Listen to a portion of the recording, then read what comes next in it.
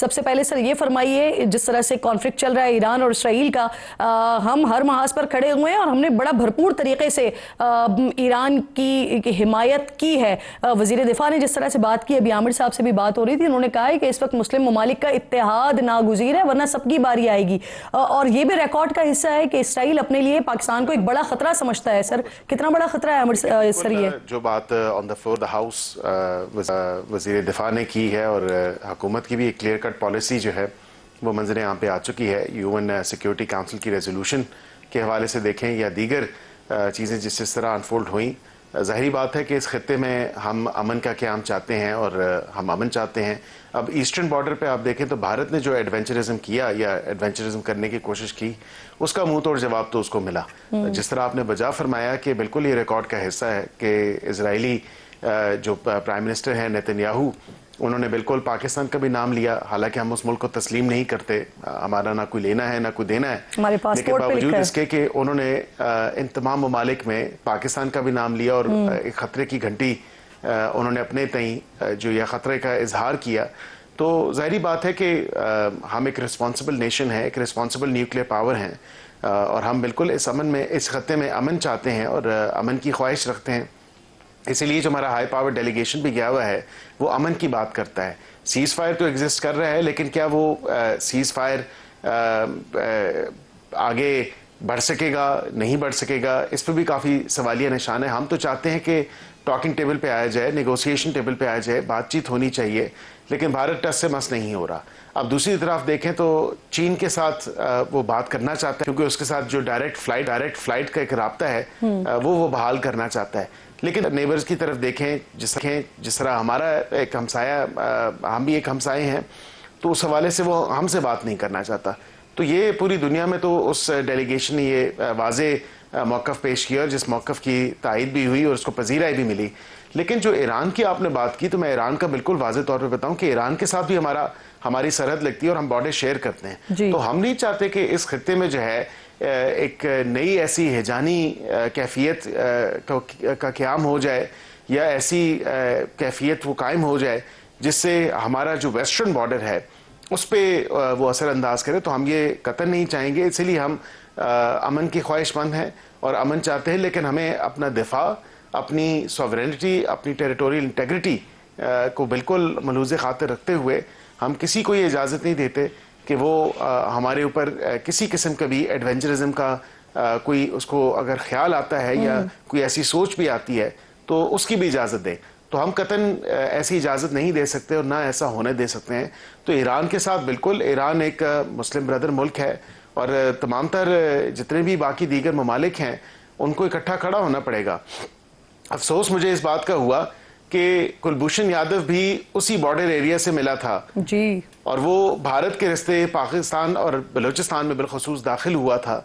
और अफसोस इस बात का है कि अभी कुछ इत्तलात इस तरह की भी आ रही हैं कि कोई भारतीय शहरी भी जो मोसाद के लिए या इजराइल के लिए इंटेलिजेंस का काम कर रहे थे, इंटेलिजेंस गैदरिंग का, ईरान ने गालिबन उनको भी पकड़ा है। ये तो अब ईरानी ऑफिशियल्स की तरफ से आएगी या उनके जो खबर एजेंसी है उसकी तरफ से आएगी। लेकिन ये अफसोसनाक बात है कि जब भारत हमारे साथ जंग का ख्वाहिश रखता था ख्वाहिश और जंग करने की उसने कोशिश की और जंग हुई, तो ज़ाहिरी बात है उस वक़्त ईरान ने जो है इतना दो टोक मौक़िफ़ इख्तियार नहीं किया था। लेकिन हम क्योंकि अमन पसंद हैं, इस खित्ते में हम चाहते हैं, तो इसीलिए एक बड़ा दो टोक मौक़िफ़ लिया है। एक मुस्लिम बरादर ममालिक है और हम बिल्कुल वाज़े तौर पे उसके साथ खड़े हैं। अकील साहब बहुत इंपॉर्टेंट बात कर रहे हैं आप कि जिस वक्त हम इस पोजीशन में थे उस वक्त ईरान की क्या पोजीशन थी, अब क्या ईरान पर ये बावर करवाया गया है कि पाकिस्तान ने उनके लिए इस वक्त क्या पोजीशन ली है। मलिक साहब, आपने ब्रेक से पहले बहुत बड़ी बात की है कि जिस तरह से हमने स्टैंड लिया है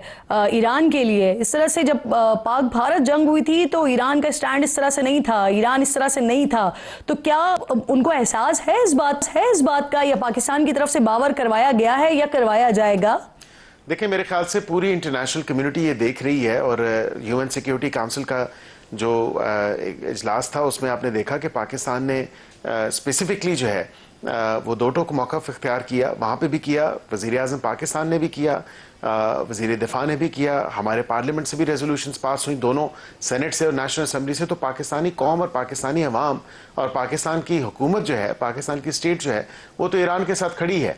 ये अफसोस मैं इसलिए आपको अफसोस का इजहार किया क्योंकि ईरान का बॉर्डर हमारे साथ लगता है और एक हमसाया होने के नाते हमसायों के हकूक़ कुछ ज़्यादा होते हैं। तो हमसायों का जो हक था वो शायद उस तरह तो वो अदा नहीं कर सका, लेकिन बरकैफ हम उनके साथ खड़े हैं इस मुश्किल वक्त में, मुश्किल घड़ी में, और बिल्कुल हमने दो टोक मौक़िफ़ इख्तियार किया है। इसके बिल्कुल हमें इस चीज़ का इदराक है कि हमने एक बड़ी क्लियर पोजीशन ली है, जो कि इतनी आसान नहीं है, क्योंकि दीगर मुस्लिम ममालिक को देखें तो उनकी तरफ से अभी ऑन या इतने जल्दी कोई ऐसी स्टेटेड पोजीशन नहीं ली गई जितनी हमने ली है। पाकिस्तान ने पोजीशन लिया। बिल्कुल आप दुरुस्त कह रहे हैं सर। इस इसराइल ईरान जंग के मामले पर क्या ओआईसी का इजलास बुलाया जा सकता है? पाकिस्तान दरखास्त करेगा इसकी? और क्या मुस्लिम ममालिक के इस मामले पर आपको यूनिटी दिखाई दे रही है? देखें अभी तो दीगर ममालिक और कितना, क्योंकि इतना फ्रेश एक सारी सिचुएशन है और बड़ी एक रॉ सिचुएशन है फिल वक्त और नेसेंट स्टेज पे है। लेकिन मैं ये समझता हूँ कि इस तमाम तर मामले पे ओआईसी का इजलास ज़रूर होना चाहिए। मुस्लिम ममालिक को जो है वो इकट्ठा होना चाहिए और एक जॉइंट फ्रंट दिखाना चाहिए। अच्छा अकील साहब, ये भी फरमाइएगा, कल कुछ सहाफ़ियों ने ये दावा किया कि जब हमला हुआ उसके फौरी बाद हमारे कुछ ऑफिशियल सऊदी अरब गए, वहाँ हरमैन शरीफैन के दिफा और दीगर अहम मामलात पर डिस्कशन हुई। इसे कंफर्म करेंगे? देखिए मेरे इल्म में तो ऐसी कोई बात नहीं है, और अगर कोई ऐसी बात हो भी तो बिल्कुल जो है बसीयत मुसलमान मैं समझता हूँ कि ये हमारे पे फ़र्ज़ है हरमैन शरीफैन की जो उसकी सेफ्टी और सिक्योरिटी को इंश्योर करना। बिल्कुल अगर हमें कहा जाएगा तो हमें ज़रूर करनी चाहिए, क्योंकि हमारे मुक़द्दस मकामात हैं और बिल्कुल हमें जो है पेश होना चाहिए इस तमाम तर मामले पे।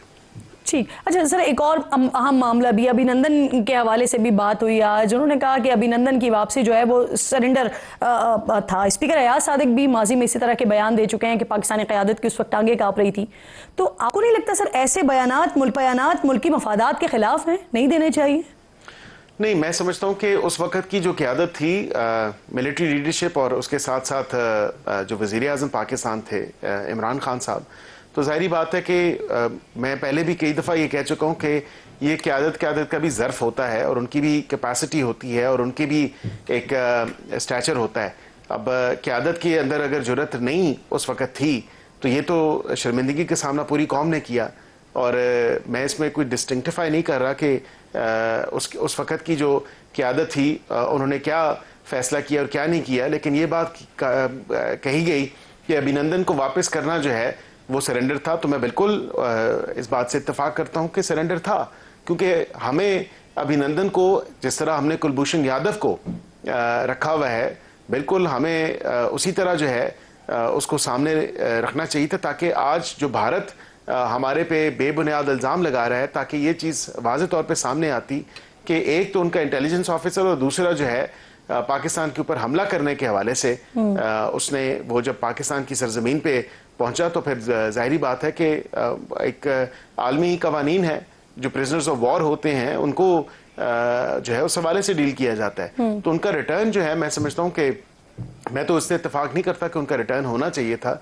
बरकैफ ये उस वक़्त की लीडरशिप ने फैसला किया, और ये जो पेंट किया जा रहा है, जो कहा जा रहा है कि ये पार्लियामान का मुत्तफ़िका फैसला था, ऐसी बात मैं नहीं समझता कि कोई ऐसी बात थी और पार्लियामेंट ने ये फैसला किया। पार्लियामेंट ने तो फैसला नहीं किया, ये तो उस वक़्त की लीडरशिप का फैसला था, और ये बात वज़ीर दिफा भी कह चुके हैं और दीगर लोग भी कह चुके हैं गाए बगाए कि उस वक़्त सेपरेटली मीटिंग करके उस वक़्त के आर्मी चीफ ने और उस वक़्त के वज़ीर आज़म ने ये डिसाइड किया कि भेजना है, तो उससे पूरी कौम का जो है एक शर्मिंदगी का, नदामत का सामना करना पड़ा।